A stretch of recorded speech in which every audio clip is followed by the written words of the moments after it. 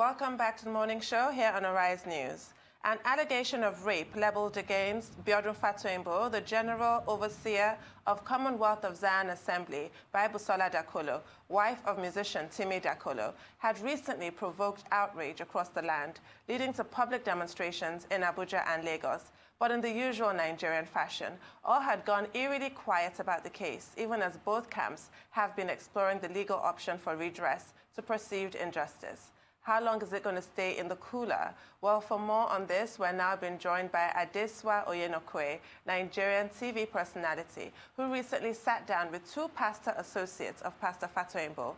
That interview has been airing exclusively on Arise News.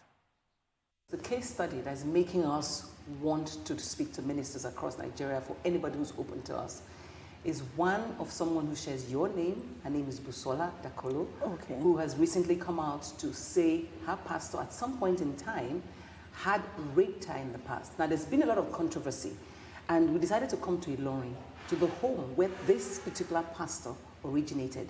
And I'm aware that you must know him. It's impossible. Ilorin is a small place.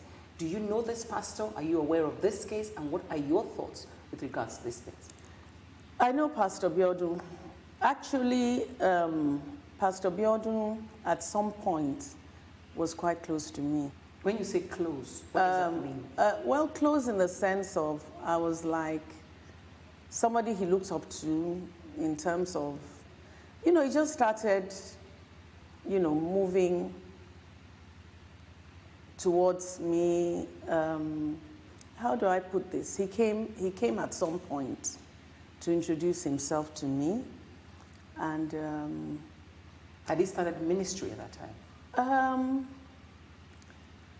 I don't know if he had started ministry the way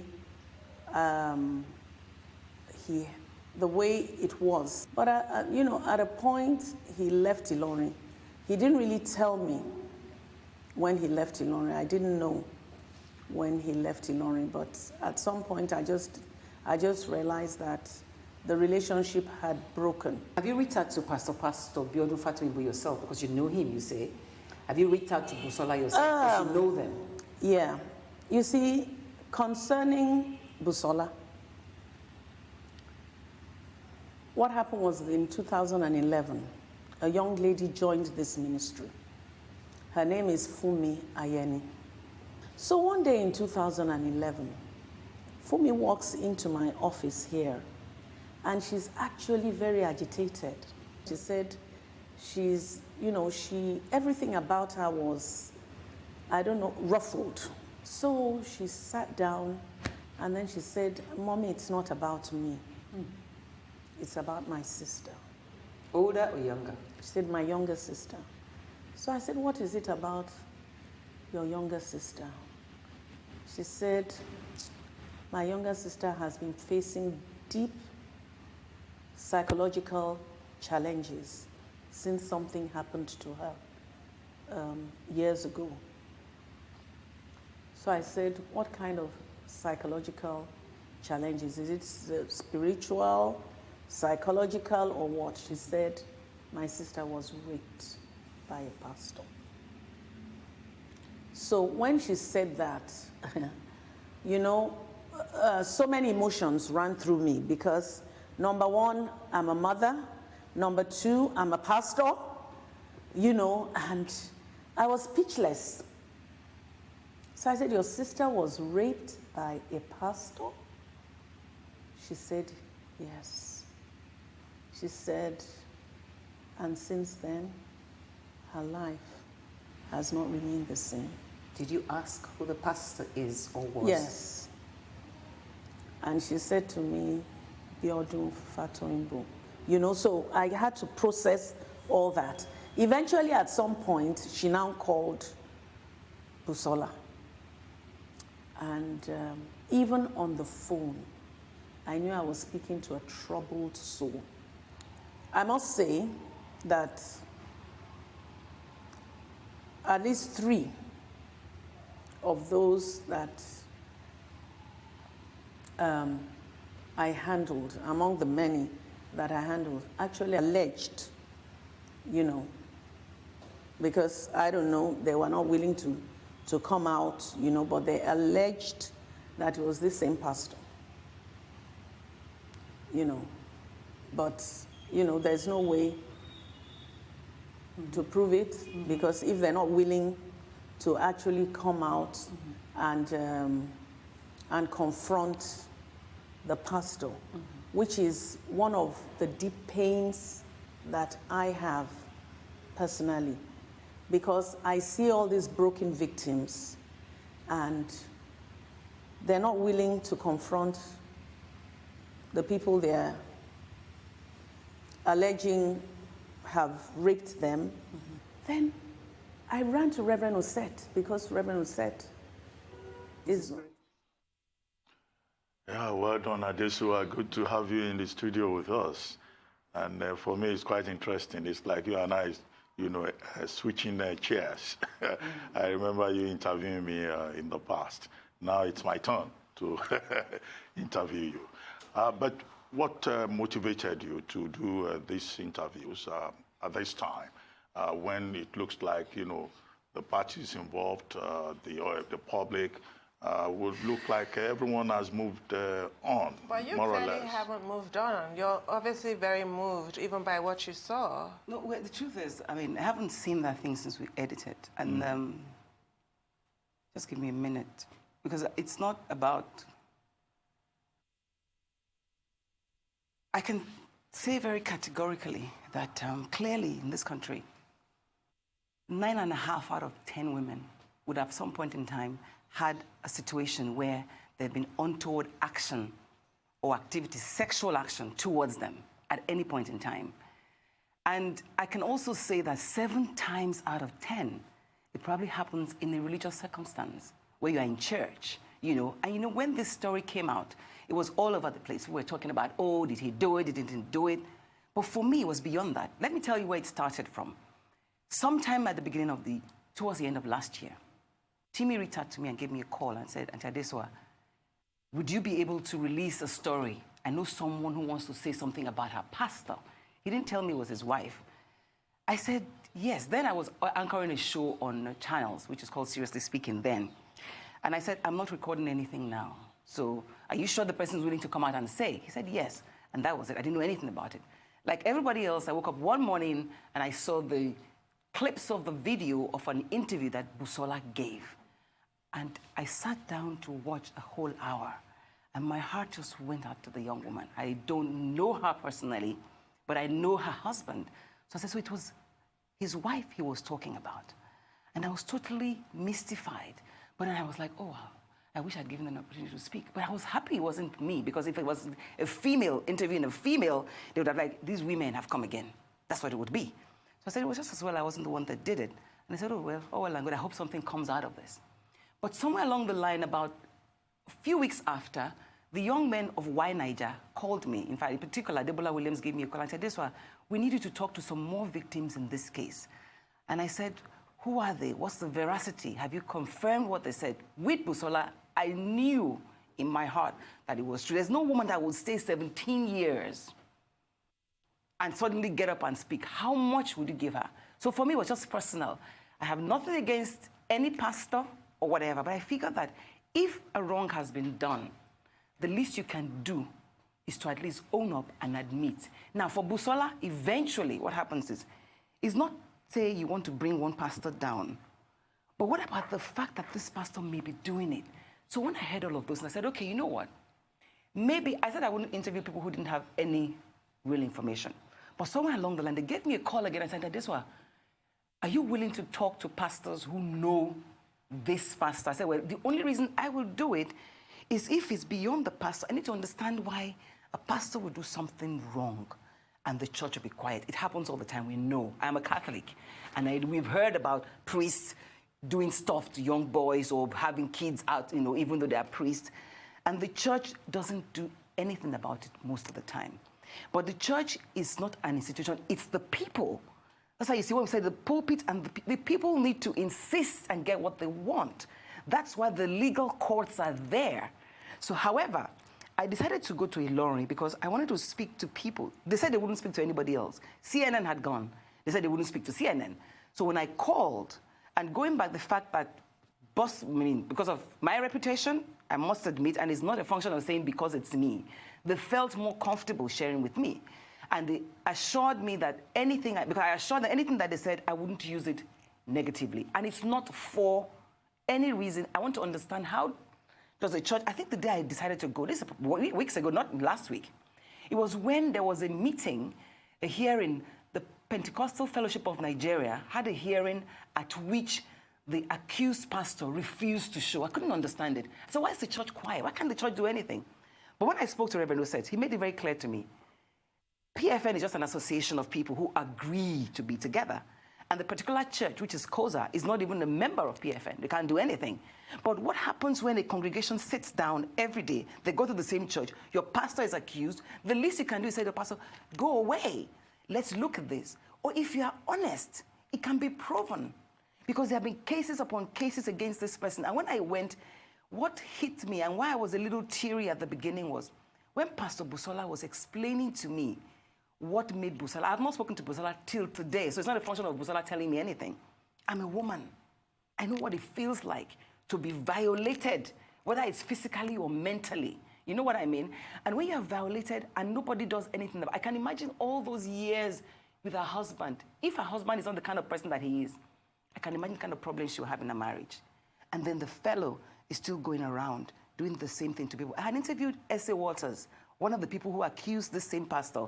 I interviewed her 2 years ago, in 2015. When was it that she... No, she accused him in 2013. In 2013. She was on my show, and what was she on my show? She wrote a book. Why did she write the book? The book was because of the pain and the agony she had gone through because she came out to speak against a particular pastor, that she was tired of keeping things in her head. So she's trying to teach young girls to be confident and come out. But she wouldn't talk about the pastor because her mother had specifically warned her, listen, don't mention anybody. Her mother is a pastor in the church. Don't say anything. This girl today, her marriage is broken because her soul was violated, even if that one did it willingly. And she said it. But why? What is it about the pastor or a pastor that makes people feel that your life starts and ends with the pastor? So he's just a human being. This is such a gray area between spirituality and a criminal issue. Absolutely. We don't expect pastors to go and file petitions. The victim must do that herself. But we do expect some sort of response. Pastor Olotu talks about the responsibility of mothers and the individual Christians in being discerning when you choose a church. But what is the responsibility of the church as a whole? You kept trying to press the pastors on that point. Were you satisfied with the answers they gave you? No, I wasn't. But I could understand why. I wasn't, because they didn't want to put themselves in a situation where, personally, what I think is that a whole number of pastors are culpable, a whole lot of them. And so, if one stands up, probably, when you point to one finger, 4 would go back at you. So I don't know. That possibly could be the reason. However, they are actually, like he said, people are a member of a body that calls them to order voluntarily. So that body cannot tell them, calm down. And one pastor cannot say, calm down. I know, for example, with Pastor Fatoyinbo, another spiritual father advised him to step down, which he did temporarily, and he went back. When he went back, the whole church was agog, clapping and hailing him, you know. So, but the thing is, and while like you said, some pastors said, people reserve the right to worship wherever they want to worship. But if a wrong has been done, and multiple times, with evidence that will not come out, and you can understand, there's one woman, there's not a lot of cases that we could have brought out, what we found out. There's a woman who was pregnant for her husband at the time that this said pastor did rape her. That woman is still married to her husband. Can she ever publicly come out and say, listen, this is what this man did? The man knows, the woman knows. Sexual assault? Of course, she can't, because first of all, most of the young girls he's done this to, they are married. Nobody wants, if I came to you and said, hey, I was raped, how many men are like Timi Dakulu? How many in Nigeria? Very few. They will say, okay, I was raped, and they're going about publicly saying it and saying that, I mean, imagine what the pain they'll be going through. But she said, and I know, this is because somebody she told, that it's for my daughters. She has daughters. It's for my daughters. I'm ready to suffer this pain. Nobody can come out freely. So it is only legally that anything can happen. Legally. If the guy continues with his church, that's fine. If any pastor is found guilty and he continues, it's but a can choice. I ask you, as one of the practical impacts of this kind of case, should there be a body where all churches must be, like you can't go to a random doctor. You must go to somebody who's board certified. Absolutely. And that board can sort of punish the person. You have cases going on now in Asaba, I'm aware, of a doctor who sort of misadministered a woman's cesarean section. She died. He's been brought up on charges. He's facing a tribunal. Should the church actually now have that going forward? But the church is just a legal body. You remember, is it not Karl Marx that said religion is the opium of the masses? Yes, it was Karl Marx. Right. No, in fact, towards the end of that, in your summary, Yeah. you said something like there should be in place some kind of rules book, some kind of code of conduct, guidance for, religious, for pastors, for priests. And I was wondering whether you really think that that is feasible, considering the fact that, these churches are heterogeneous, most of them are personal properties, and, the pastors are like overlords, and, they are almost beyond the reach of the church as a body. If you see at the end, what I said finally was that actually cases like this will only be in the court. Why is it's the court of public opinion? Even the legal courts in our country. In a case like this, where there's no strict evidence, there's no way. What I tell people is, I advise my daughters or women I know, hold a pepper spray, have something that you can use to her, and if anything happens, find the nearest place you can show evidence. But you see, take Busola's case, for example. My husband keeps saying things like, the girl could have fought, the girl. People don't understand the mindset of a girl who's 17 or a woman who's totally adoring of some personality. Some of these pastors are like mini gods. Yeah, she could have just frozen. Like she would have frozen. She wouldn't know what to do. Say, why didn't you run? She said in her interview that he parked in the corner, the next time he did it, in the corner, and he took her to the back of the car. Why didn't she kick him in the... That's the kind of thing. I said, look, you must fight for yourself. But the point is, she was in awe of that fellow. And he targeted her, the kind of personality that she has. They always know who to target. But I want to ask you, you've raised this issue of why women are not believed. This is a huge problem for me personally. We have this whole culture of, maybe she wants to trend. She's trying to make money and she wants to become famous or whatever. I'm going to ask you, do you remember, can you name even one of the Bill Cosby accusers? Aha! Who makes a rape allegation to become famous? It does not make you famous. It doesn't. It does not. And back to Bill Cosby, there had to be 60 women accusing him before real action was taken. Why is it that women are not believed? Because truly, in fairness, women do put themselves in situations where they can't be believed. Why? Take Bill Cosby. Let's go there. A woman goes out to date a man, he's your producer, he says you should come and you go alone. Chances are you can't care for yourself. Vulnerable. You'll be vulnerable. Take a partner. I've said, look, if pastor, taking me to where? For what reason? No way. I'll go with my sister. Because I met her sister. I asked her sister, you guys, they feel so guilty.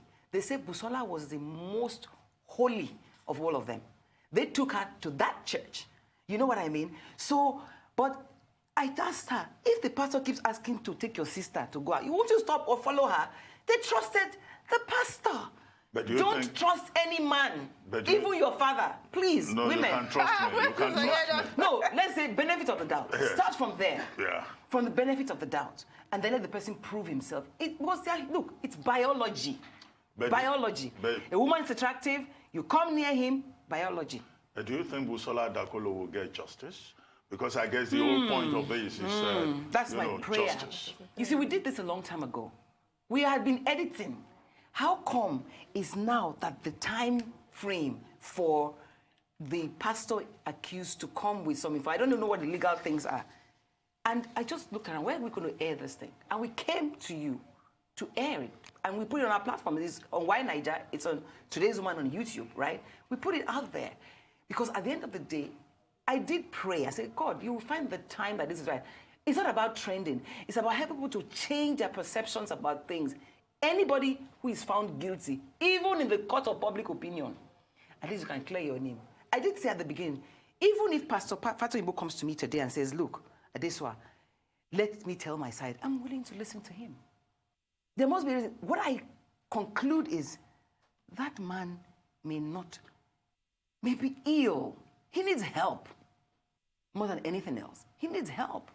He needs help. Because it's compulsive behavior. It's compulsive behavior. He'd done it serially for whatever reason.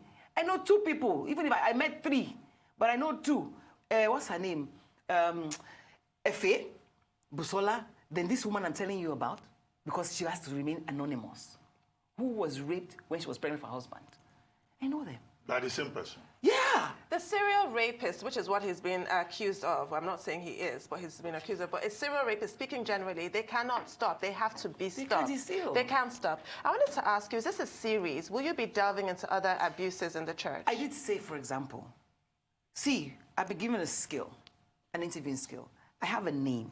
I'm willing to interview anybody. And we planned to do many more pastors.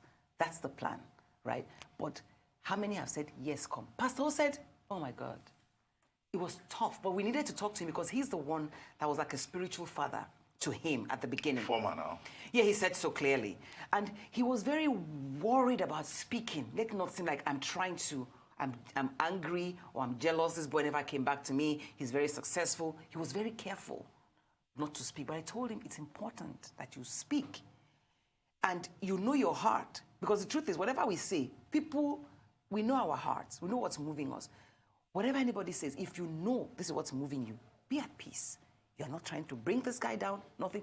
But just let us establish the fact that this man is sick, he's done it before, and he needs help. But both pastors did speak like pastors. They were not looking to condemn him. They were looking more for repentance. Really. No, we can forgive him. But, you know, I mean, God forgives everything, but he must pay reparation. Some viewers may say, well, perhaps they have a motive because the 2 of them are already estranged with the That's what I'm saying. Now He's not been taking their calls.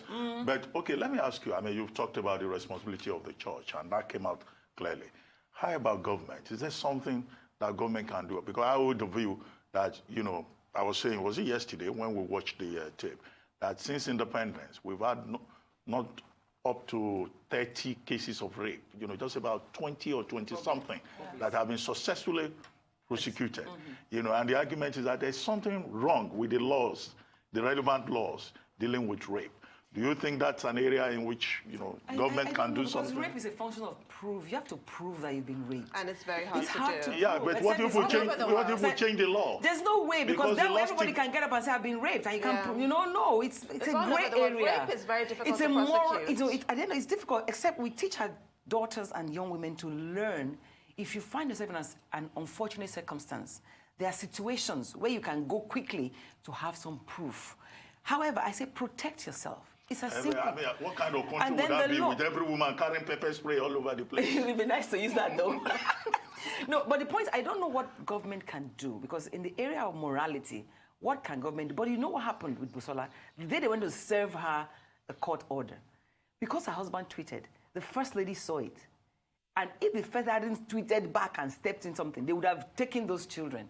So to the extent that the law, whoever is in power, still has the right and the power to do something about cases. I would appeal to government with this particular case. Let that girl's case, let justice be done. Can you explain what you mean about taking her children? You know, when they came... she was referring to Timmy. When they came in, they came to the house to try to take them, right? They were going to take the wife away. But if he hadn't tweeted out of panic, you know, and the First Lady picked on that, I'm trying to state here that government does have a certain level of power to cause a change in whatever case they want to. And I think, and I'm making an appeal that in this case, they need to, for the sake of the family. In fact, that girl is like somebody who's put herself up to be sacrificed because people have pulled her down. Which is exactly why rape victims don't speak up, because of the kind of abuse that they get. But for years, she's been in pain because her sister says she couldn't eat for a while. Even with guys, she didn't have relationships. How she managed to get through with Timmy. Timmy was just persistent. And she never told her husband why she was a cold fish. You know what I'm talking about. Yes, women, we do. Yeah, she just freeze. Because, I mean, and again, for her, when you keep hearing, it happened to this, it happened to that, you start saying, what should I do? Or was it my fault? When a woman has been abused, the first thing she'll say, what did I do wrong? We always blame ourselves. Was it my fault? Yeah. When the guy couldn't hold it. Adesuwa, thank you very much. Thank you so much. Thank you. I wish we could continue with the conversation. This has been quite revealing. Online. Yes.